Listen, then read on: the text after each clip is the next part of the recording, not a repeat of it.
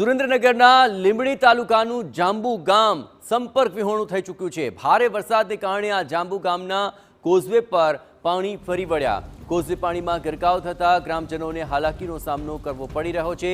ગામની આસપાસના ખેતરો જાણે કે બેટમાં તબદીલ થઈ ગયા છે।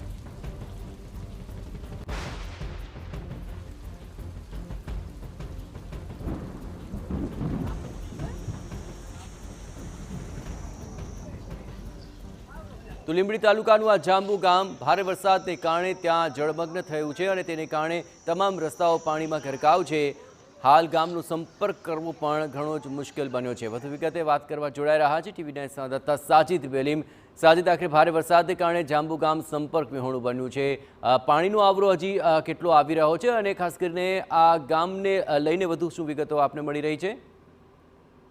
જો વાત કરવામાં આવે તો જે સુરેન્દ્રનગર જિલ્લામાં જે મેઘ સવારી આવી અને જે ધોધમાર વરસાદ પડ્યો ત્યારે નાયકા ડેમ અને જે ધોળીધજા ડેમ છે તે ઓવરફ્લો છે તે ભોગાવો નદીમાં પાણી ગયું ને ભોગાવો નદીનું પાણી જે છે તે જાંબુ ગામ તરફ વળ્યું હતું ને જે આ જાંબુ ગામ છે તે જાંબુ ગામની જે ક્રોઝવે છે તે ધોવાઈ ગયો હતો ને હજારો ખેતરો છે જે ખેતરોની અંદર પાણી ભરાઈ ગયા હતા, જેથી ખેતીને પણ નુકસાન થયું છે। અને હાલ જો વાત કરવામાં આવે તો જે જાંબુ ગામ છે જે જાંબુ ગામ સંપર્ક વિહોણું થયું છે, કારણ કે બેટમાં ફેરવાયું તેમ કહી શકાય। ચારે બાજુ પાણી જ દેખાઈ રહ્યું છે અને હાલ જે મામલતદારની ટીમ છે ને જે એનડીઆરએફની ટીમ કે જે ફાયર બ્રિગેડ છે ત્યાં પહોંચવાની કોશિશ કરી રહી છે અને બચાવકારી કામગીરી પણ કરી રહી છે, કારણ કે જે પાણીમાં લોકો ફસાયેલા છે તે પાણીની અંદર કોણ કોણ છે ત્યાં શું પરિસ્થિતિ છે હજી જાણી શકાયું નથી, પરંતુ જાંબુ ગામ હાલ બેટમાં ફેરવાયું હોય તેમ કહી શકાય। જી બિલકુલ સાજી, તમામ ગતિવિધિઓ પર આપ નજર રાખતા રહેજો। તો આ જળમગ્ન પરિસ્થિતિ જુઓ, આખું ગામ જે છે તે જળમગ્ન થઈ રહ્યું છે। ત્યાં સુધી પહોંચવાના તમામ માર્ગો પાણીની અંદર ગરકાવ છે અને એ જ કારણ છે કે આ ગામ